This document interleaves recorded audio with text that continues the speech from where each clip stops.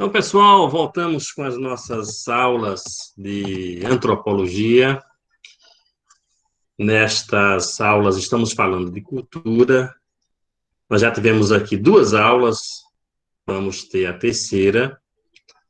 E fechamos a discussão desse texto. Espero que vocês estejam, neste caso, acompanhando e entendendo. Não é uma discussão fácil, mas também não é um texto difícil, não é uma discussão tão complexa. O que nós já podemos observar ao longo dessas aulas é que existem várias possibilidades de descrevermos, de pesquisarmos, de entendermos a cultura, já que ela é bastante ampla e pode ser entendida de forma específica ou de forma mais ampliada, como querem os autores. Temos também onde se localiza, né, ela é intra, ela é inter, ela está na relação entre as pessoas, ela está no próprio elemento exterior que as pessoas fazem. Portanto, nós vamos continuar discutindo a cultura para podermos compreender mais o que é isso, né? O que é isso que é tão importante e que, de certa forma, determina a própria existência do ser humano em todos os seus aspectos, seja no aspecto interno, como também no aspecto externo, seja na forma como se forma o interior, como se forma o pensamento, a consciência, ou seja, na forma como são formadas os objetos e os elementos que o próprio ser humano faz. Por isso que a discussão ela é muito rica, ela é muito ampla. Comecemos com a qualidade da cultura. Veja, a cultura significa o modo de vida de um povo e se manifesta nos seus atos e nos seus artefatos. Os modos de comportamento que compõem a cultura de qualquer sociedade representam generalizações de comportamento de todos ou de alguns membros da sociedade. Nós vimos que não dá para falar em cultura no singular. Dá para falar, por exemplo, numa sociedade de culturas, já que existem outras tantas manifestações, ou como esse próprio autor coloca, existem as chamadas subculturas. Como vai ser a cultura? Né? Segundo o texto, a cultura ela é social, ela é seletiva, ela é explícita e é também implícita. Como a cultura, neste caso, ela é social. Veja, a cultura ela é criada, aprendida e acumulada pelos membros da sociedade, pelos membros do grupo. E esses membros tratam de transmitir socialmente de uma geração para outra. Eu dizia na aula passada que quando a gente nasce com a cultura já estabelecida, com hábito, com costumes. E aí nós nos endoculturamos, coisa que nós vamos ver aqui nesta aula ainda hoje. E esse passar de cultura, ou essa transmissão social de cultura, ela pode ser transmitida de forma original ou modificada. Depende da forma, dos elementos que transpassam uma geração para outra geração. Os indivíduos aprendem a cultura ou os aspectos da cultura no transcurso de suas vidas, na vida dos grupos, onde você nasce, onde você convive, onde você, neste caso, vive. Dessa maneira, os aspectos da cultura, eles são compartilhados. Na verdade, a maioria das pessoas, elas conhecem, elas reproduzem, elas sabem que existe um modo operandi de viver, ou existe um modo de vida. A cultura cresce. Nem todas as vezes esse crescimento da cultura ela é uniforme. Pode ser que tenha espaços que haja uma transformação ou um crescimento maior do que em outros espaços. Pode, inclusive, segundo o autor do texto, haver épocas de grande desenvolvimento, até de paradas, ou até mesmo de retorno a padrões, neste caso, antigos. A alteração da cultura, ela pode ser realizada por acumulação, dados que são acumulados ou hábitos que são acumulados e que vão determinando a mudança ou a chamada, não é, alteração da cultura. Podemos também, numa sociedade, e o autor também lembra deste detalhe, tomar de empréstimo, ou seja, eu olho para um outro hábito cultural e, de repente, esse olhar meu faz com que esse costume do outro ele possa ser reproduzido por nós e passa, neste caso, a ser reproduzido. Claro que, quando eu tomo a cultura do outro por empréstimo, eu posso modificar alguns aspectos deste elemento novo, né, que entra no meu grupo e na minha cultura, eu posso, neste caso, fazer adaptações. Geralmente, como os povos, né, como as comunidades, elas tendem a se encontrar, muitas vezes os contatos físicos, ou até os contatos virtuais também, já que nós estamos na era da virtualidade, do olhar para o outro pelas redes, né, pelo sistema eletrônico. Então, esses elementos, eles são absorvidos e eles passam a fazer parte da cultura. Claro, não é com toda a possibilidade de escolha no processo de reprodução dos elementos que são exteriores à nossa própria cultura. Por isso que nós temos a capacidade de selecionar aspectos. Às vezes, nem tudo que não é nós, ao olhar para o outro, ao desejar a reprodução, ao desejar e reproduzir aquilo que é do outro, não é, nem sempre nós fazemos conforme a estrutura de origem. Geralmente, o destino tende, neste caso, a se modificar. Então, as sociedades, ao construírem suas culturas, através dos tempos, nem sempre incluem todos os padrões comportamentais dominantes de outras culturas. Alguns padrões, eles ficam latentes. Latentes quer dizer escondidos, né? Ou seja, não são, neste caso, visíveis. Portanto, não temos a condição de reproduzir esse padrão, né? Ou esse aspecto da cultura de origem. Também podemos selecionar alguns aspectos, porque entre os aspectos mais gerais, esses aspectos importados, eles podem possivelmente perturbar o status quo, o establishment, ou a chamada ordem estabelecida. Ou, um terceiro elemento, como diz aí o slide, esses elementos importados, ou essas estruturas da origem que nós passamos a tomar por empréstimo, pode ser que eles sejam muito contraditórios ou muito conflitantes. Daí, claro que nós apenas selecionamos o que nos convém. Veja, a seleção nem sempre ocorre por acaso. É feita levando-se em consideração certos postulados básicos a respeito não só do ser humano, né? Robert Frost apontam dois postulados básicos.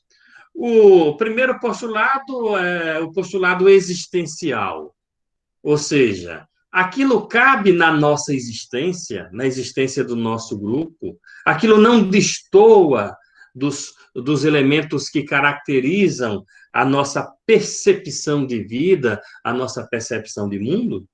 E também tem os elementos da norma, que é o segundo elemento da seleção, que, como postulado, você precisa olhar para esse elemento, que é o elemento normativo, referente às coisas e aos seres no que tange ao que é certo, ao que é errado, ao que é bom e ao que é ruim, já que na nossa constituição societária, enquanto membros da sociedade e enquanto sociedade, nós determinamos o que presta.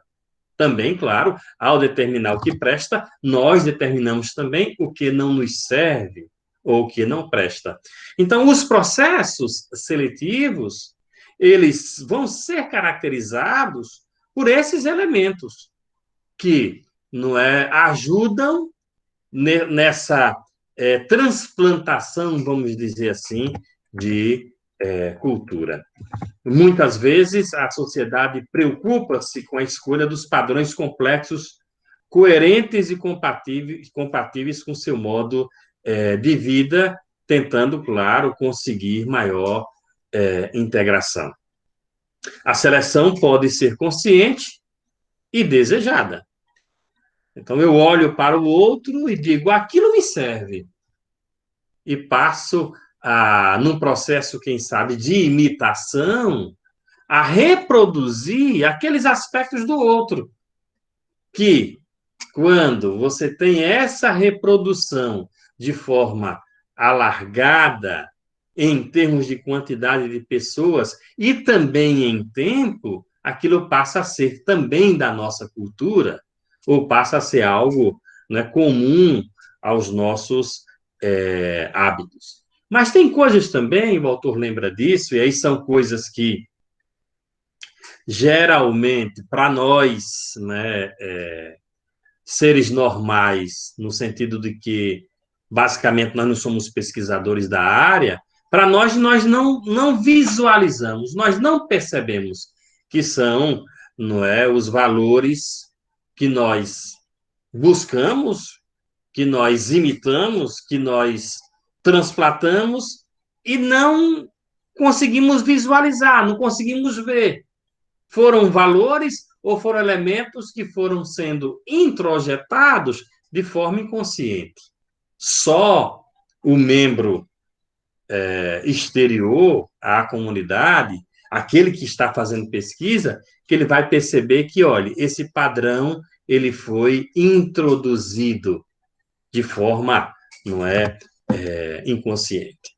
Portanto, não é na maioria das vezes, a transplantação ou o empréstimo cultural é feito por conta do nosso desejo, por conta da nossa vontade, logo isso é consciente do ponto de vista da necessidade, da possibilidade de implantação, mas também podemos imitar ou podemos transplantar a cultura do outro de forma inconsciente. Se a cultura é seletiva, ela pode ser explícita ou, neste caso, manifesta. Veja, a cultura explícita ou manifesta, também designada de aberta, é aquela que pode ser exteriorizada por meio de ações e movimentos.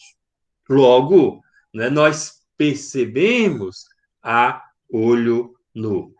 Os padrões normativos tendem a ser francos, objetivos e conscientes. A cultura manifesta inclui hábitos, comportamentos, aptidões, práticas religiosas, normas em geral. O autor cita como exemplo o abraço, a dança, o jogo, não é? Aqui em Petrolina, alguém aí pode me ajudar, não é? Existe um time que joga aquele futebol americano. Né? Então, ele passou a ser reproduzido, não faz parte da cultura petrolinense. Né? Já como nós vamos ter subculturas ou espaços menores, alternativos da própria cultura, por exemplo, não é esse futebol americano jogado aqui com um time que participa, inclusive, de campeonatos, não é? Eu creio que estadual e nacionais, esses campeonatos, portanto, isso representa esse aspecto da chamada cultura explícita ou manifesta. Logo, nós vamos ver, né? Nós vamos observar até exatamente, Bruna, é o time Carrancas, me lembrei dele agora, né? Então, os objetos materiais, os instrumentos, os artefatos, eles são mais, nesse caso, visíveis. Eu poderia dizer, e acho que abri essa discussão com vocês na aula passada, quando falava aqui da cultura, o vinho, a própria uva, né? Que para a gente é transplantada, ou seja, é uma cultura que nós selecionamos, claro, ela é por meio aí, ela é seletiva e ela é manifesta, ou seja, ela é explícita. Eu lembro que eu ficava muito observando quando eram feitos cartazes para divulgar festas daqui, né? Antigamente se fazia o cartaz para divulgar a festa. E eu fui observando as imagens que eram colocadas nesses cartazes quando a festa se referia ao Vale do São Francisco ou a Petrolina e Juazeiro. Via de regra, as imagens, a ponte, o rio, a carranca, que fazem parte da nossa chamada cultura manifesta. E, inclusive, ela é muito mais original do que não imitada ou do que transplantada. Mas, nos últimos, eu creio que 20, 25 anos, apareceram também nos cartazes a uva, o vinho, né?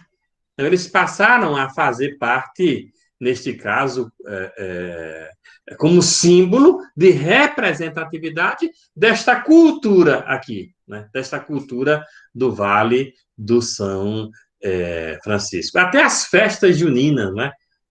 Algumas delas passaram a introduzir essa temática, que é a temática deste novo símbolo de manifesto, né, repetindo, de cultura da nossa região. Mas também tem a não manifesta, então tem a implícita. É mais difícil, a implícita. Porque não se deixa haver, né? A cultura implícita não manifesta ou latente é aquela que se encontra no íntimo das pessoas. É subjetiva, oculta, inconsciente ou dissimulada, portanto, perceptível somente pelo observador. E pelo observador que tem as ferramentas que estudou para observar esse tipo de cultura ou esse tipo de comportamento. Né? Deve ser analisada minuciosamente através de normas manifestas que os inclui, né, ou expressam. A cultura não manifesta de uma sociedade, muitas vezes não pode ser percebida nem pelos seus próprios membros, por não fazerem parte da sua vida cotidiana. Porque ela é uma cultura, vamos dizer assim, intimista, ela é do íntimo, ela é de cada um. E também pode ser, como diz o próprio texto, inconsciente. Então, se algo da cultura é inconsciente, nós mesmos não vamos, não é, se dar conta ou observar. Então, inclui ideias, valores, crenças, conhecimentos, exemplo, né, a reencarnação, o modo de trajar a juventude atual. Às vezes aquilo representa um tipo de ideia, um tipo de concepção que não está claro conscientemente, mas está ali. De repente, eu acredito que, quando eu digo eu, né, eu acredito que eu morro e ou eu volto, ou eu estou conversando com alguém e aquele alguém, para mim, é o espírito de outra pessoa. Portanto, não eu não reverbero isso nas minhas atitudes, nos meus comportamentos, mas aquilo faz parte de mim, faz parte dos meus hábitos, faz parte, digamos assim, do meu cotidiano. Portanto, passa a ser uma chamada cultura, implícita. Os processos culturais. Veja, processo é a maneira consciente ou inconsciente pela qual as coisas se realizam, se comportam ou se organizam. As culturas mudam continuamente assimilam novos traços ou abandonam os antigos através de diferentes formas. Crescimento, transmissão, difusão, estagnação, declínio, fusão, não é? Esses elementos são aspectos aos quais as culturas estão, neste caso, sujeitas. E, não é, olhando para essa região, que é a região de Juazeiro e de Petrolina, claro que nós vamos ter muitos desses elementos presentes no nosso cotidiano. Por quê, né? Porque aqui é um lugar de encontro, aqui é um lugar onde as pessoas se encontram e também é um lugar onde as pessoas atravessam, né? Ou seja, né, ponto de convergência e ponto também de diáspora, ou seja, muita gente chega aqui e muita gente vai embora também. Mas as pessoas que chegam aqui, elas vão deixando os seus comportamentos, vão deixando as suas marcas. E, claro, que isso vai fazendo parte desta cultura, digamos assim, local. Daí, não é, pode ocorrer a chamada mudança cultural. A mudança cultural é qualquer alteração na cultura, seja de traços complexos, padrões ou toda uma cultura. Agora, mudar toda uma cultura é muito raro, não é? Nós temos, claro, uma cultura ribeirinha. Essa cultura ribeirinha ela não morreu, ela ainda se encontra aqui conosco. Como temos a cultura do semiárido, ou a cultura das pessoas que vivem mais afastada dessa zona urbana e que tem outros hábitos, que tem outros, por exemplo, não é costumes, outras visões de mundo. Nós temos essas culturas aqui ainda, já que a gente vive, apesar do rio, nós vivemos no semiárido. E bem próximo ao rio, nós temos zonas que são áridas, que não chovem, que tem gente morando, portanto, que tem ali determinadas culturas.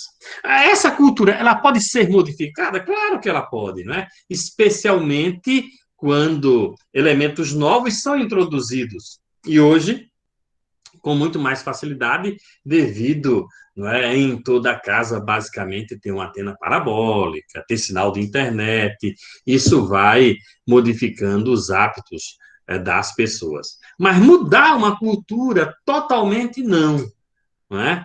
Ou seja, por mais primitivo que seja a cultura antiga, da seca, do semiárido, ela vai continuar. Porém, né, nós vamos ter introduções de novos hábitos, introduções, né, de novos modus operandi de vida, não é?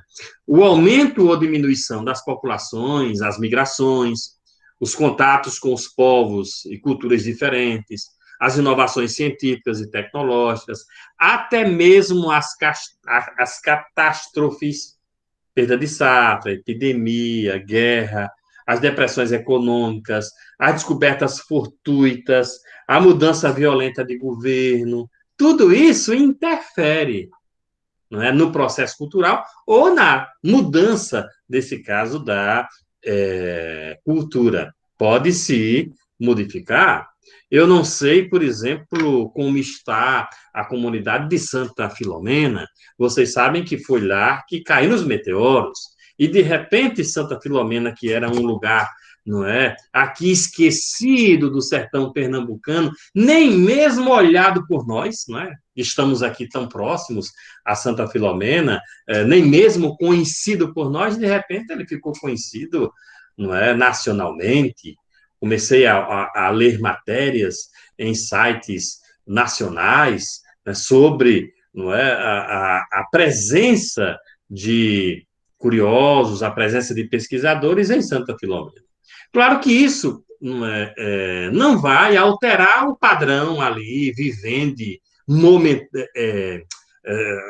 alterar o padrão vivendo a longo prazo. Altera esse padrão naquele momento. E aí pode ser que haja uma modificação nas estruturas do cotidiano da sociedade, da cidade, que depois retorne aos padrões, não é? Normais ou os padrões de origem. Mas para que vocês percebam como esses elementos eles são importantes na alteração dos hábitos ou da cultura. Uma catástrofe altera, sim, né? De repente, nós vamos ter, como já tivemos aqui no semiárido, no passado, seja a década de 20 do século 20, a década de 30 do século 20, o êxodo rural, em função, por exemplo, das grandes secas, em 32 teve uma grande seca, e aí a população ela passa a ser diminuta, porque ela não aguenta ficar naquele lugar sem água, e claro que os hábitos vão sendo, neste caso, não modificados. Portanto, a cultura se altera. E se altera dependendo desses elementos que o slide ele coloca. Quanto ao número de elementos novos adotados, supera os antigos quando esses antigos eles caem em desuso. Claro que quando há um processo de superação, o autor coloca que nós vamos ter um crescimento na cultura, ou um crescimento da cultura. As mudanças elas podem ser realizadas com lentidão ou com rapidez. Eu diria para vocês que agora ocorre com muito mais rapidez, devido a essa velocidade da informação. Nós cada vez mais temos informações velozes. E isso, claro, faz com que as nossas percepções elas sejam muito flexíveis, às vezes muito efêmeras. Veja, a cultura seria, eu vou até pegar aqui uma pergunta de Whitney, e ele me pergunta se a cultura seria manifestação objetiva ou subjetiva. As duas, porque tanto é algo que se expressa, Whitney, seja em discursos, em linguagens, em artefatos materiais, que são expressões objetivas do ser humano, como ela também é de dentro, né? Ou seja, ela é do interior. Quando a gente pega, por exemplo, as manifestações religiosas, por que que, de repente, o fenômeno do Padre Cícero ainda continua até hoje, né? O que é que acontece? Aí você tem, Udinei, o encontro dos dois elementos. Você tem um encontro do visível, e aí as romarias, as rezas, as imagens, os rosários, mas também tem a fé.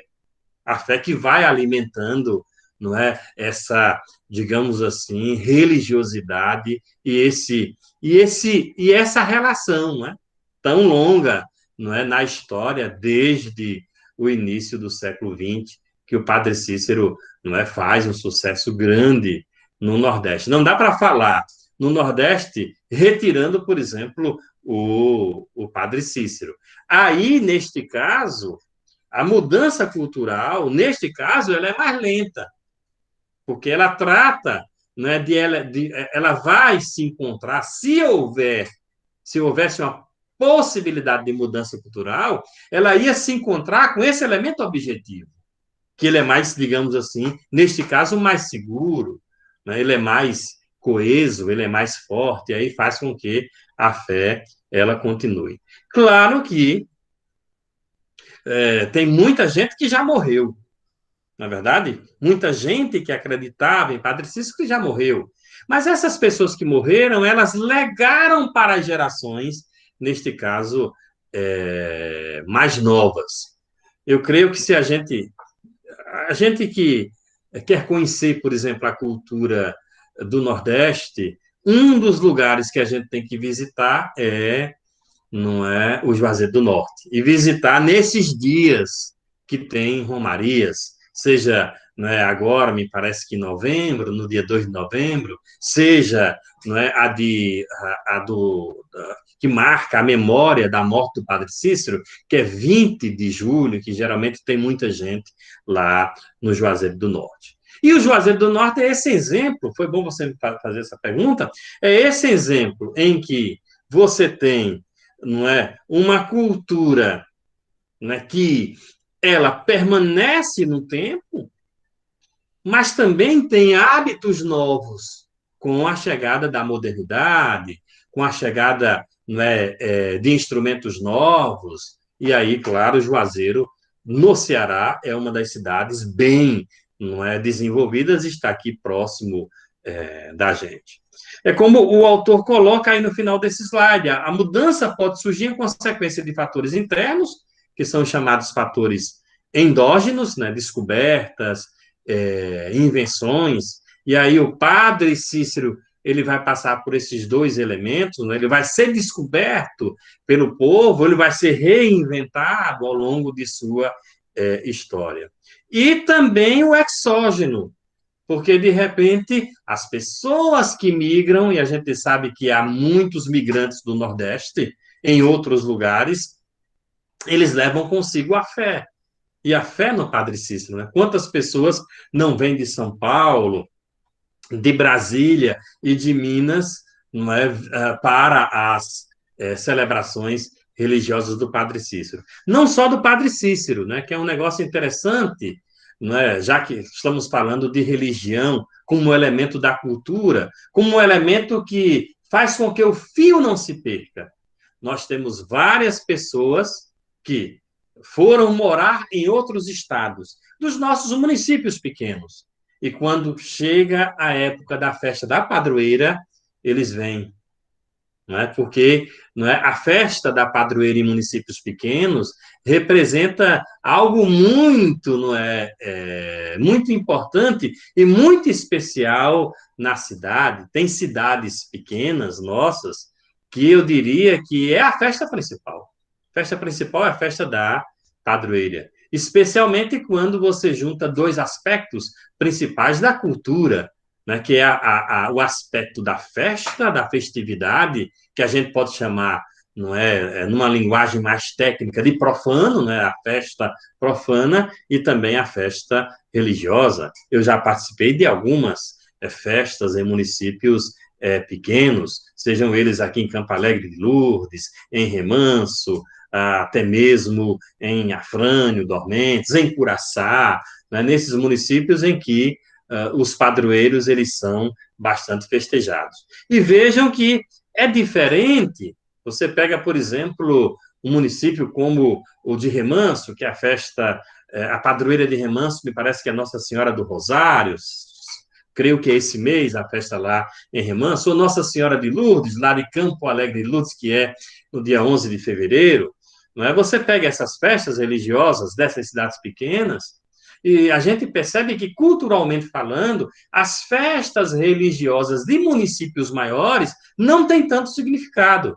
Mesmo a Nossa Senhora Rainha dos Anjos, mesmo não é, a Nossa Senhora das Grotas, elas não mexem, digamos assim, com a cidade toda, não é verdade? E quando você chega num município pequeno, né, que vai celebrar aquela festa da padroeira ou do padroeiro, ali a cidade toda, não é? Ela se movimenta. Então, nós temos esses fatores, os endógenos e os fatores, não é, exógenos, que são da difusão cultural. A mudança cultural, ainda falando de mudança cultural, vai acontecer mudança cultural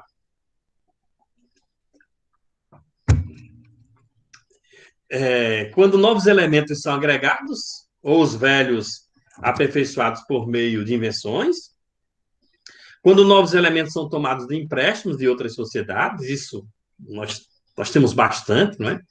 Os elementos culturais inadequados ao meio ambiente são abandonados ou substituídos, e aí é natural que algumas coisas elas fiquem, neste caso, no passado, né? E muito, né? Porque tem coisas que não tem mais uso, então não vai fazer parte mais do cotidiano. Acho que mostrei outro dia aqui o candeeiro, né? A luz de candeeiro.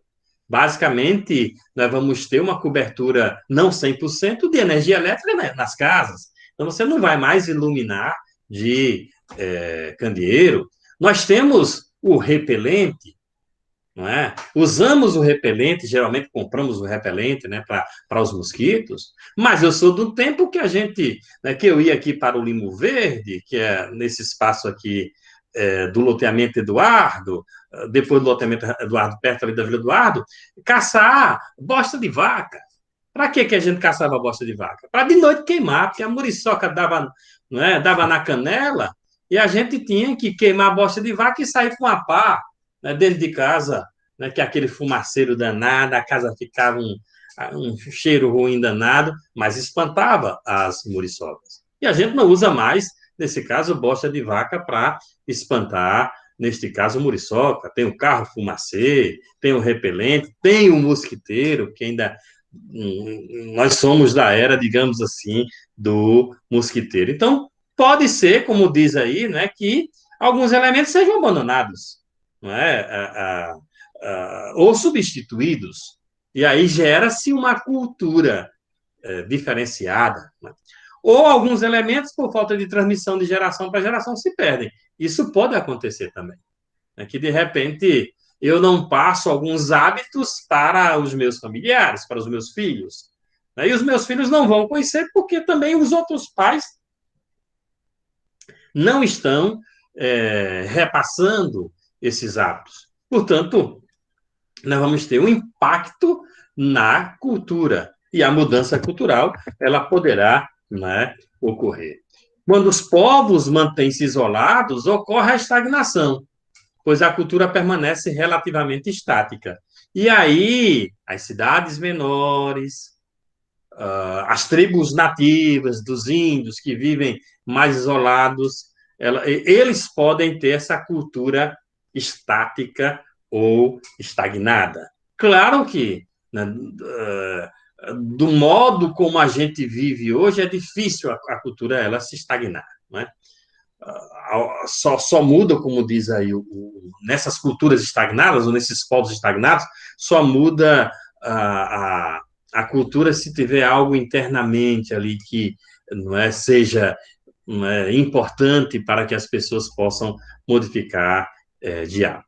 Somente as culturas totalmente isoladas podem manter-se estáveis. Se os elementos culturais desaparecem, claro que nós vamos ter o chamado declínio cultural.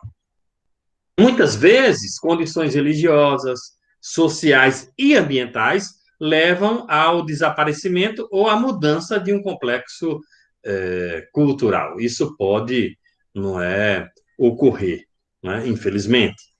Por outro lado, se um simples traço ou toda uma cultura pode desaparecer, por outro lado, o renascimento cultural pode ocorrer em consequência de fatores endógenos ou exógenos. De repente se esquece algo e se não é retorna.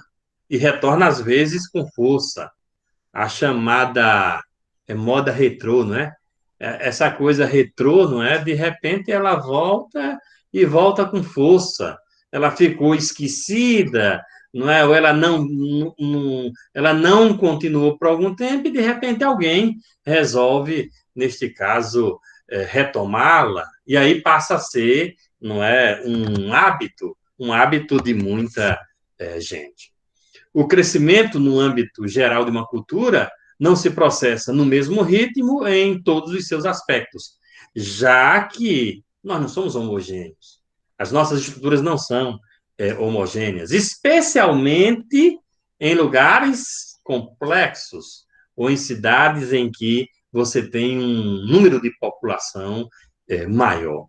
Esse retardamento ou diferença de movimento entre as partes de uma cultura recebe o nome de demora ou retardamento cultural, devido a essa complexidade que é a sociedade. As modificações na cultura, segundo Murdoch, estão relacionadas com 4 fatores: inovação, aceitação social, eliminação seletiva e integração. Nós vamos ver esses 4 fatores. Inovação. A inovação, que sempre começa com o ato de alguém, pode ser efetuada de 5 maneiras. Variação, representada por uma ligeira mudança nos padrões de comportamento. Invenção ou descoberta, através da criatividade, os processos de descoberta e invenção podem ser atribuídos à causalidade ou à própria necessidade. De repente, nós tínhamos Né? Veja, como a gente consegue mudar de hábito muito rápido em função dessas invenções ou dessas novas descobertas. O primeiro telefone, né, e eu devo ter aqui na biblioteca um telefone antigo, ele quando foi inventado, ele funcionava fio a fio 30 metros. Fio a fio 30 metros. E claro que o telefone ficou funcionando fio a fio por muito tempo. Ou seja, era necessário a pessoa que tinha um telefone ter um fio. E esse fio, né, vinha pelo poste, né? Fios pra caramba, né? Dependendo da quantidade de poste, você tinha metros e metros de fios para poder ter o telefone em casa. Isso era barato? Não, né? Nem todo mundo tinha o telefone em casa. Como não dava para ter o telefone em casa, e como não chegava os sinais em cidades pequenas, nós tínhamos em cidades pequenas o posto telefônico. E aí, uma casinha, acho que alguns de vocês já devem ter visto, né? Aquela casinha com telefone, cor e tal. E aí, não é? Se fulano fosse para São Paulo e aí quisesse ligar, diz, olha, diga a dona Maria que seu João vai ligar daqui a meia hora. E avisar lá a dona Maria vinha para o posto telefônico que ficava esperando o telefone. Tem até as cabines, né? Depois formaram as cabines, que podia portar mais de um telefone, não era só um telefone. Depois chegaram os orelhões, funcionando a ficha, né? O tempo de ficha, que inclusive a ficha gerou a expressão caiu a ficha. Né? Quando você, de repente, não é, consegue compreender alguma coisa, então caiu a ficha. Depois foi para o cartão, né? O telefone foi para o cartão. Mas veja que eu estou falando de um período que não é muito longo. Logo, logo veio o aparelho celular. Eu sei que ainda existem orelhões, mas hoje é um aparelho sem fio. A invenção ela foi mudando, neste caso, o hábito. Enquanto você tinha, no passado, só pessoas que tinham condições de ter uma linha em casa e ter o seu telefone, hoje, no Brasil, existem mais aparelhos de celular do que gente.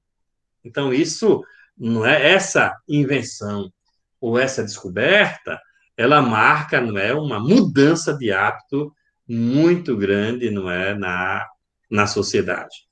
Como o autor vai dizer, né, algumas invenções são locais. Essa do telefone, não, né? Essa do telefone é uma, não é, invenção maior, né? Invenção internacional. Claro que quando uma invenção é local, ela modifica aquele espaço local.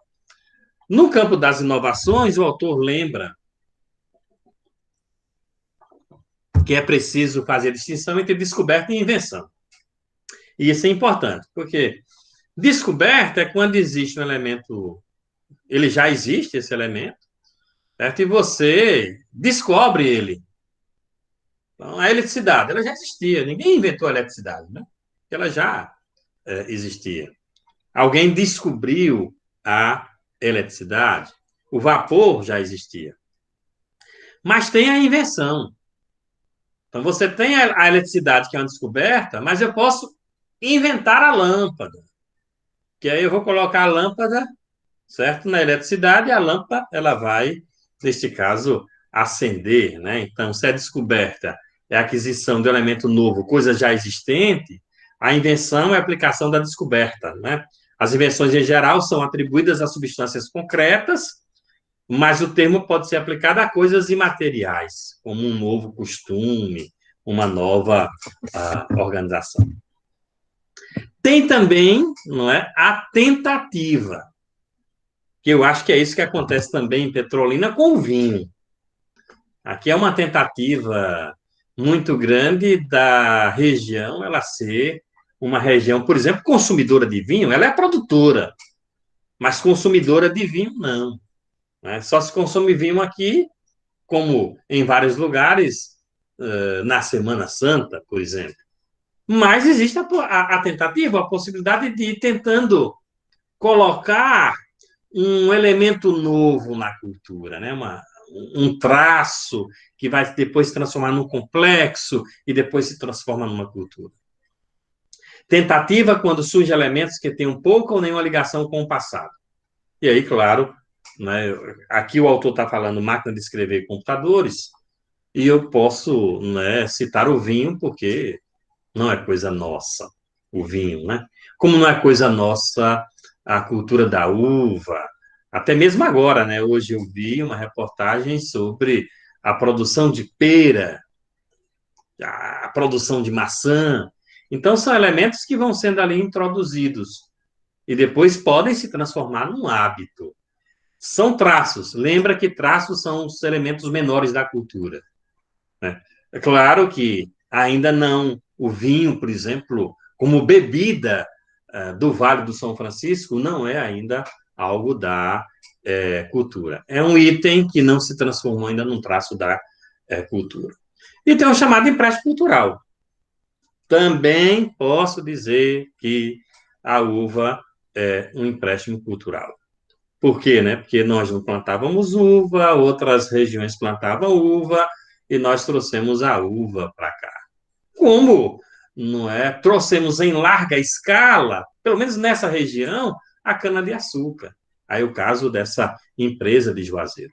Não é que ela introduziu, não é a cana, foi ela, né, que teve a primazia de introduzir a cana-de-açúcar no sertão. Não. Pequenos produtores, pequenos agricultores plantavam cana e aí fabricavam rapadura, fabricavam cachaça, mel de engenho, né, que nós gostamos tanto quando a gente come um queijo, como queijo de coalho, joga o mel de engenho, que é bem, digamos assim, eu não sei, né? Eu acho que eu posso dizer que é bem natural da nossa cultura, essa coisa de comer o queijo de coalho com o mel de engenho. Ou uma coisa que eu vi no Rio Grande do Norte agora, não lá onde você estava, Patrícia, lá perto quando você estava, eu estive na cidade de Touros, e em janeiro deste ano, e eu vi um costume lá que era praticado aqui. Eu não sei se é praticado, é porque como eu não posso comer, não é? Eu não me atrevo a comer. Comer mel com açúcar. Desculpa, mel com farinha. Aí eu estava lá num bar, bebendo, na beira da praia, e o dono do bar, quando eu vi que o dono do bar saiu com um copo, né, aqueles copos americanos, né, e quando eu olhei o que ele estava comendo, era mel com farinha, um copo cheinho com mel e farinha, e ele não é comendo, não é? Então, isso é um hábito, não é, que as pessoas têm, né? Eu não posso fazer isso por conta não é, de gastrite, né? Eu não posso empurrar farinha com mel para dentro do bucho.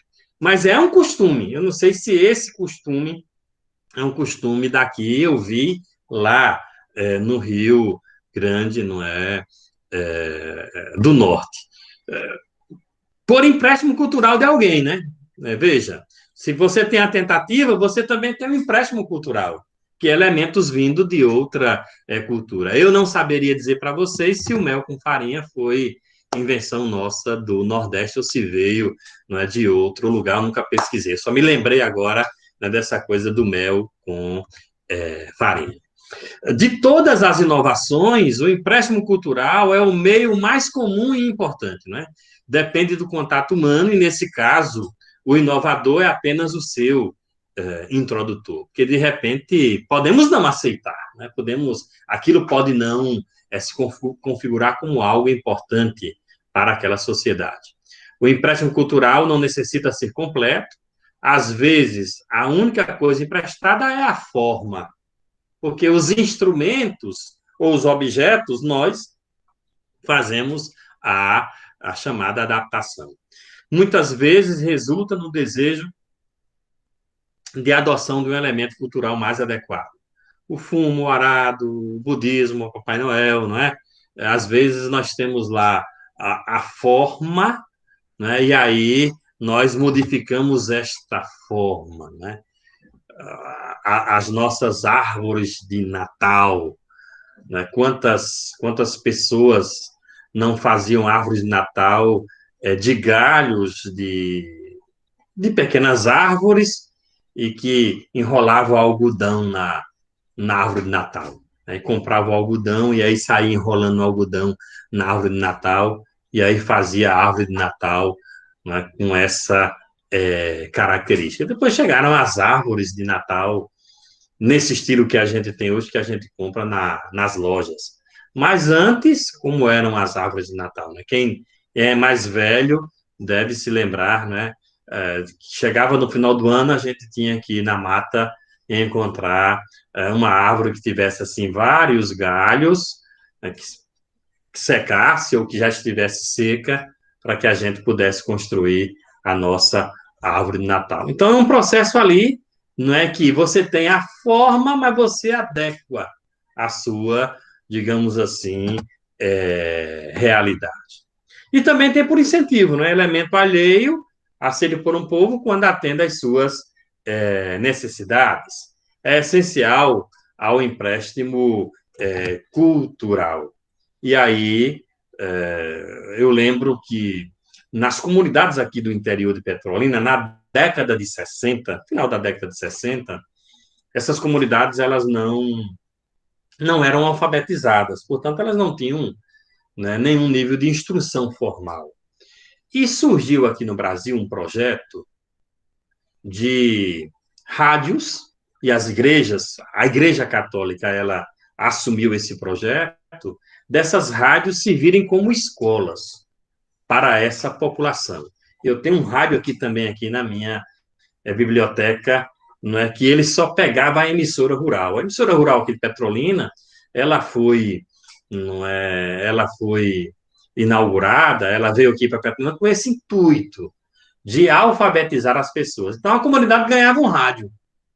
E as aulas eram transmitidas da rádio, né, daqui do centro da cidade, para o aparelho que só pegava a emissora rural. E as pessoas passavam a ser, neste caso, alfabetizadas. Portanto, elas, em tese, mudaram o hábito por incentivo, né, de alguém que resolveu modificar a realidade daquelas comunidades. Como eu trabalhei em rádio, até quando eu trabalhei em rádio até início da década de 90, à noite tinha um programa obrigatório, que era um programa chamado Projeto Minerva. A Voz do Brasil ia de 7 às 8 da noite, e de 8 até 8 e meia o Projeto Minerva. O que era um Projeto Minerva? Um projeto de educação, que as pessoas escutavam em casa e iam, neste caso, aprendendo. Por quê? Porque era difícil ter escolas no interior. Geralmente as escolas elas eram na cidade. Portanto, um incentivo à mudança de hábito, à mudança de comportamento, ou seja, a mudança na realidade local. Um outro aspecto da cultura é que ela precisa ser aceita, né? A chamada, não é, aceitação social. A aceitação é a adoção de um novo traço cultural através da imitação ou do comportamento copiado. E nós temos muito disso, não é?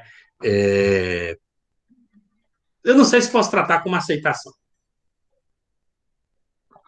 mas vocês podem me ajudar.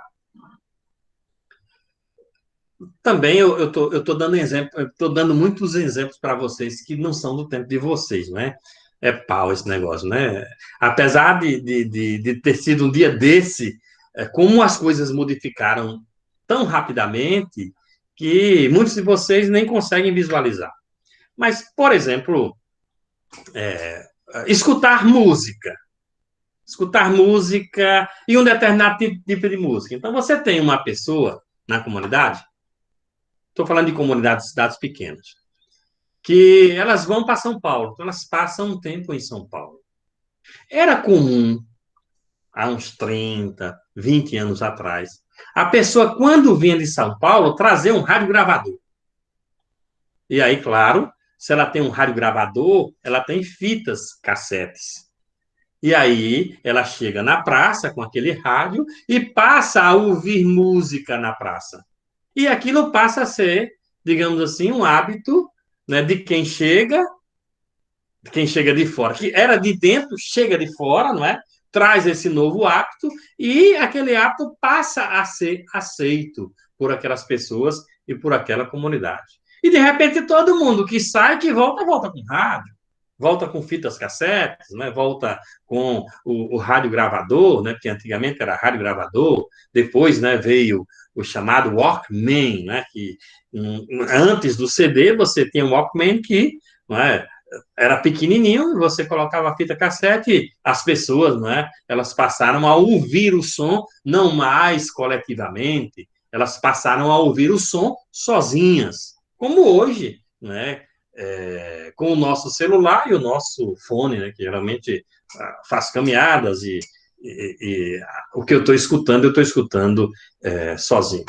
E aí o autor lembra, né, que preconceitos existentes dos membros de uma sociedade facilitam ou bloqueiam a aceitação ou o empréstimo de uma nova possibilidade cultural. E nós somos preconceituosos, né? Esse negócio de dizer que só o outro é preconceituoso é balela, né? Nós também temos os nossos preconceitos. Vou citar de novo o exemplo da pessoa que trazia o rádio de fora, né? Muitas vezes essas pessoas elas se sentiam alijadas da sua vontade e da sua necessidade de escutar música na praça, porque as pessoas não aceitavam, né? Lá vem o cara com o, né, o modo de vida de São Paulo, né? Ele só quer ser paulista, até mudou o sotaque, né? Já vem, não é, com essas roupas esquisitas, esse cabelo grande, gostando de rock, entendeu? Pode, podia ser, né? Ou acontecia em determinados casos de não se aceitar esse tipo de empréstimo cultural. Mas quando a comunidade ela está receptiva, claro que aquilo pode tornar-se, não é, um hábito. Como também pode haver a eliminação de determinados traços. Consiste na competição pela sobrevivência feita pelo elemento novo. Quando um traço cultural ainda se revela mais compensador do que as suas alternativas, ele perdura. Mas quando deixa de satisfazer as necessidades do grupo, cai no desuso e desaparece numa espécie de processo seletivo. O autor coloca um exemplo aí que eu não sei se vocês sabem o que é. Vocês sabem o que é liteira? Já ouviram falar na liteira? Dá para imaginar o que é? Claro que o resto do exemplo a gente consegue, olhando para o exemplo, consegue pelo menos imaginar, Laura. Como muitos de vocês não sabem, mas acho que vocês já viram em livros quando estudaram a história colonial do Brasil. É um instrumento de transporte dos brancos. É parecido, Carla. É parecido com a cadeira, mas é um instrumento de transporte. Por que não é uma cadeira? Porque você tinha os escravos, não é? Aí você tem dois escravos na frente, dois escravos atrás, no meio é tipo eu poderia dizer que é uma carruagem sem cavalos e sem rodas. Ela tem aquelas coisas de andor. Aí você tem dois escravos na frente, dois atrás, e eles carregam as pessoas. É um instrumento, um tipo automóvel, ou posso dizer aqui, um instrumento de transporte. Claro que isso só foi utilizado naquela época, não é? Depois colocaram nesse instrumento os cavalos, não é? E claro que também não dava para fazer grandes caminhadas ou grandes percursos com a liteira. Então, esses instrumentos, eles vão caindo em desuso. Podem voltar. Eu falei para vocês de fitas cassetes. E que a fita cassete não voltou, não, né? Mas eu tenho aqui uma caixa cheia de fitas cassetes. E depois eu comprei um gravadorzinho, porque eu não tinha mais gravador. Consegui comprar um gravador para ouvir essas fitas cassetes, colocar no meu som maior. Mas, por exemplo, nesse negócio de moda retrô, de retorno ao passado, ficou em desuso a radiola. Não é? Ficou em desuso a radiola. Tem uma bem aqui atrás do. Né? E De repente, nós vemos no mercado a venda de tocas vinis, né? Que a gente não chama mais de radiola, porque a radiola é um negócio antigo. Mas tem os toca vinis, né? Você tem toca vinis aí que custa R$ 5.000, se você quiser comprar um negócio bem, não é? Bem bonito. Então, claro que foi eliminado, retornou, não é moda corrente, não é verdade? Porque não são baratos. O mais barato desses mais modernos, ele custa R$ 400, R$ 399, R$ 400, né? Até chegar o mais caro. Então, é algo que, em tese, é supérfluo para a sociedade, para a nossa sociedade, para a sociedade brasileira. Mas existe. Foi eliminado, não é? Como foi eliminado o Walkman, seja ele de cassete e seja ele de CD, porque existia aquele Walkman de CD, mas, né, de repente, no futuro, alguém queira, não é, retomar essa, essa cultura, ou, digamos assim, esse hábito. A integração cultural. Veja, o processo de integração, segundo Ralph Linton, consiste no desenvolvimento progressivo de ajustamento cada vez mais completo entre os vários elementos que compõem a cultura total. A integração é perfeita, pois há sempre modificação na cultura. Na integração deve haver adaptação progressiva, ajustamento recíproco entre os elementos culturais. Eu creio que nós passamos por esse processo. Não posso dizer processo perfeito, né? Eu tenho bronca com essa palavra perfeita.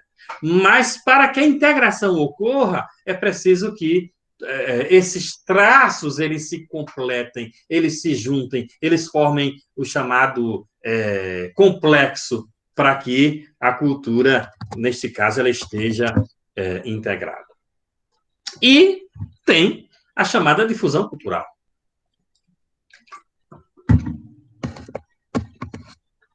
As culturas, quando vigorosas, né, tendem a se estender a outras regiões sob a forma de empréstimos mais ou menos consistentes. A difusão de um elemento da cultura pode realizar-se por imitação ou por estímulo, dependendo das condições sociais favoráveis ou não à difusão. E aqui, claro, que como exemplos de difusão cultural, essas festas juninas. Uma festa junina, não é, aqui é muito parecida com uma festa junina da acolá, não é? Então você pega a região ali de Jaguarari, Senhor do Bonfim, Uauá, né? Eles têm festas ali parecidas, até os cantores, né? Os artistas basicamente são os mesmos. Aí você vem aqui para Petrolina, né? Vai Caruaru, Campina Grande. Aqui me parece que Arco Verde, né? Também faz uma festa grande, junina. Aí você tem as festas de interior. Eu me lembro aqui da festa de Casa Nova, né? Que é uma festividade que já tem um tempo. Então, essa forma de empréstimo cultural termina bem integrada ou bem, em tese, aceita, não é? Nesses outros, não é?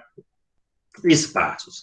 O tipo mais significativo de difusão é o das relações pacíficas entre os povos, numa troca contínua de pensamentos e invenções, ou seja, né, que não se choca, né? Aquilo que pode ser feito aqui, ele é feito acolá também, e, portanto, não há choque. A vaquejada, né? Lembrei agora da festividade da vaquejada, que tem vários, digamos assim, lugares aqui do Nordeste. Nem tudo, porém, é aceito imediatamente, claro, né? A rejeição em relação a determinados traços culturais. Quase sempre ocorre uma modificação no traço de uma cultura tomada de empréstimo pela outra, havendo reinterpretação posterior pela sociedade que o adotou. Então, pode ser que, de repente, se modifique. Outro dia eu estava falando aqui dos reisados, não é? Os reisados são tomados por empréstimos, ou os São Gonçalos, que são tomados por empréstimos. Mas não significa dizer que nós vamos ter um modo só, não é, de brincar o reisado, ou de celebrar a festa de São Gonçalo, ou a própria festa da padroeira. Na festa de padroeira também você tem, né, a chamada você tem o tríduo, você tem a novena, você tem a trezena, não é? Então, depende do lugar. A, a, a festa da padroeira existe, mas a forma, ela vai se modificando. É o que o autor coloca aí no final do texto, que está no final aí do slide, não é? Que nem sempre a cultura que é tomada de empréstimo, você ou a comunidade, ela reproduz 100% aquilo que é, não é, da cultura, né, de origem. Um traço vindo de outra cultura, através do empréstimo, pode sofrer reformulações quanto à forma, à aplicação, o significado e também a função. As condições geográficas, o isolamento, são fatores de impedimento e difusão cultural, que inclui três processos: a apresentação de um ou mais elementos culturais novos a uma sociedade, e aí, por exemplo, a aula dada desta forma, não é, ela não é uma mudança no processo de cultura escolar, né? Jamais pensaríamos no ano passado que eu estaria aqui na minha casa dando aula à vontade, aqui de short, de sandália aqui havaiana, no aconchego do meu lar, e vocês, né, eu creio que nos lares de vocês, jamais que a gente esperaria que essa cultura ela se modificasse. Mas tomamos de empréstimo e cada um faz, digamos assim, a sua maneira, né? Ressignifica, modifica alguns elementos. E aí, a apresentação de um ou mais elementos culturais, a aceitação desses elementos, a integração na cultura existente de um ou de mais elementos. E aí tem dois processos aqui, que eles são importantes no nosso estudo, que são os processos de aculturação e de endoculturação, que já falamos aqui, já foi tratado nesse texto, me parece que no texto anterior a esse, o texto que eu falava da antropologia, também nós tratamos disso. Veja, aculturação. A aculturação é a fusão de duas culturas diferentes, que, entrando em contato, originam mudanças nos padrões da cultura em ambos os grupos. Mas pode acontecer que um grupo ele sofra mais do que o outro. E aí, quando ele sofre mais do que o outro, ele será, neste caso, aculturado. Então, pode abranger numerosos traços culturais, apesar de, na troca recíproca entre as duas culturas, um grupo dar mais do que, neste caso, receber, que é o que eu falei. Dos contatos íntimos e contínuos entre as culturas e sociedades diferentes, resulta um intercâmbio de elementos culturais, né? Com o passar do tempo, essas culturas fundem-se para formar uma sociedade ou para formar até mesmo uma cultura nova. O exemplo mais comum de processo de aculturação, eles aconteceram aqui na América, né, com a chegada do europeu. Nós não temos, por exemplo, cidades com ruas cruzadas, que elas são estilo europeu e que elas vão ser implantadas aqui. E que as pessoas que moram aqui vão ser obrigadas a seguir, por exemplo, esse padrão. Né? Claro, aquelas que serão dominadas, porque a aculturação, neste caso particular, ocorreu a partir do domínio, então ela foi forçada, ela foi compulsória. No processo de acumulação, nós temos a assimilação. A assimilação, como uma fase da aculturação, seria o processo mediante o qual os grupos que vivem em território comum, embora procedentes de lugares diversos, alcançam a chamada solidariedade cultural. Eu não diria para vocês que aqui houve solidariedade cultural, especialmente no sertão. Os vaqueiros vinham para aqui e brigavam com os índios. Os índios brigavam com os vaqueiros. Os caboclos, os índios caboclos aqui, inclusive nós temos um lugar chamado Caboclo, no interior de Afrânio, que surgiu em função dos índios serem muito bravos. E aí o caboclo brabo que enfrentava o vaqueiro que vinha para essa região. E os negros também não vinham, não é dizendo, eu estou indo lá para o Brasil, não é, por livre e espontânea vontade, né? Eles vinham escravizados. Então, esses processos de aculturação na assimilação, eles não tiveram, aqui para nós, a chamada solidariedade cultural. No processo de aculturação, deve haver a fusão completa dos grupos de origens diversas, supressão de um grupo ou de ambos, ou a persistência dos dois no equilíbrio dinâmico na sociedade. Também, infelizmente, aqui no Brasil, não podemos dizer que esses três grupos eles se equilibraram culturalmente falando. Nós temos uma cultura europeia que ela terminou se sobrepondo. Apesar de termos hábitos, costumes, né, palavras, alimentos, crenças dos outros dois povos, dos nativos e dos africanos. Algo que aconteceu no Brasil, isso é mais comum, e foi comum no processo de aculturação na nossa sociedade, foi o sincretismo. Isso é muito forte no nosso Brasil. Eu diria para vocês na América Latina, né? Eu já andei por alguns países da América Latina e vejo muito sincretismo, né? Por exemplo, né, no Equador, na própria Venezuela, na Colômbia, fui no Panamá, nesses países em que eu andei, muitas coisas, elas são, em termos de religião, elas são sincréticas. No Equador, por exemplo, e na Venezuela, muito da crença dos ancestrais locais, nativos, se misturam com os elementos europeus, com a religião cristã europeia. Aqui no Brasil, por ter tido uma quantidade maior de negros, né, de africanos, aí nós vamos ter uma presença maior sincrética no encontro da religião católica com as religiões ou as crenças de matriz africana.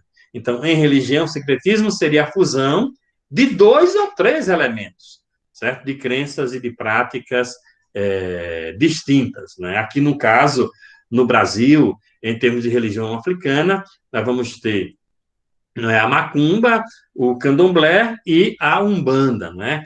A umbanda, ele é o elemento brasileiro, e a umbanda é muito, digamos assim, sincrética, do ponto de vista de ser brasileira e de ter essa diferenciação. Já a macumba, ela é muito mais ligada à religião de matriz africana. Às vezes a gente pensa que macumba, candomblé e umbanda são uma coisa só, né? Nas religiões de matriz africana não são elementos, nesse caso, diferenciados. Transculturação. A transculturação consiste na troca de elementos culturais entre sociedades diferentes. E aí nós vamos ter também muito no Brasil. E eu diria para vocês, para quem conhece São Paulo, né, é um exemplo muito rico de transculturação. As comidas que a gente come em São Paulo, que é um mundo, não é? Inclusive, nós trouxemos para cá, né, eu acho que aqui tem gente que gosta da comida japonesa, da comida chinesa, não é? Aqui em Petrolina, uma vez, dando essa aula de cultura mesmo, eu não posso dar esse exemplo mais, porque não está mais lá na feira, mas teve um chinês que veio para Petrolina e que ele botou comida chinesa lá na feira da Areia Branca, naquele espaço que tinha os barracos. Aí tinha o barraco do caldo, o barraco do bode, o barraco da buchada e tinha o barraco, né, da comida chinesa. Ele não está mais lá, não, né? Já tem um tempo que ele não está mais lá. Mas servia muito para mim, para eu poder dizer como esse processo de transculturação ele é presente, digamos assim, no nosso cotidiano. Mas não sei se não deu certo lá a comida chinesa na feira, mas eu creio, pelo menos ultimamente, ele continuava ali na Avenida São Francisco, né? Um chinesinho que fazia ali uma comida chinesa que ficou um tempo, por exemplo, na feira lá da Areia Branca. Mas a gente tem comida chinesa, sushi, né? Comer de pauzinho. É um processo de culturação. Mesmo a esfirra, o autor está falando aqui de esfirra, a esfirra, né, que a gente tem, que não é uma comida basicamente nossa. Então, a aculturação consiste, pois, em uma forma especial de mudança. A sociedade que sofre o processo de aculturação modifica a sua cultura, ajustando ou conformando seus padrões culturais ao daquela que a domina. Né? Entretanto, embora sofra grandes alterações no seu modo de vida, conserva sempre algo da sua própria identidade. Já que eu falei em comida, e é muito dos hábitos culturais, né? Coisa que não é daqui e que a gente também tem muito aqui. Aqui também tem esses elementos de moda, não é? De moda em termos de comida. Açaí, né? De repente, em cada esquina você vê um açaí, e não é daqui. Ou então, não é? Os hambúrgueres artesanais, né? De repente você vê a hamburgueria por aí, não é? Tem a moda dessas hamburguerias e são elementos transculturais, de transculturação, que, no processo de aceitação social, eles passam a fazer parte do hábito, digamos assim, das pessoas. Né? Não sou muito fã de açaí, não, tampouco assim como pouco hambúrguer, mas gostei muito quando chegaram as cervejas artesanais, coisa que a gente não tomava aqui, eram essas cervejas artesanais, de repente chegou, não digo que faz parte de um processo não é, de aceitação não global, ele é mais seletivo do ponto de vista que só algumas pessoas elas preferem, mas é algo também dentro desse processo da transculturação. Em nenhuma sociedade, os processos de aculturação ocorrem total ou instantaneamente, né? Tem que ter um tempo, e isso vai ocorrendo aos poucos. A mudança é sempre mais rápida e aceita com maior facilidade em relação aos traços materiais. Quando um traço novo entra em competição com outro já existente e o substitui, tem-se a chamada deculturação. E aí, de repente, a gente que fala o oxente, a gente troca o oxente pelo ok. Ok não é nosso, oxente é. Se o oxente se perder, é um processo ali de deculturação. E já falei disso para vocês, que é a endoculturação. Isso todo mundo passa por esse processo. A endoculturação é um processo de aprendizagem e educação em uma cultura desde a infância. Cada pessoa adquire as crenças, o comportamento e os modos de vida da sociedade a que pertence. Ninguém aprende, todavia, a cultura, mas está condicionado a certos aspectos particulares da transmissão não é, de seu grupo. As sociedades não permitem que seus membros ajam de forma diferenciada. Daí existirem os chamados padrões não culturais, que são repetidos pela maioria da sociedade. Todos os atos, comportamentos e atitudes de seus comportamentos são controlados pela sociedade. Portanto, se a sociedade se acultura, se tem essa possibilidade de aculturamento, tem também, e aí é natural de todas as sociedades o processo de endoculturação, que é a aquisição normal de cultura. Eu acho que eu disse para vocês em outras aulas que até morrer nós estaremos no processo de endoculturação, ou seja, de aquisição de cultura, de culturas que vão sendo, ou de hábitos que vão sendo introduzidos no nosso cotidiano.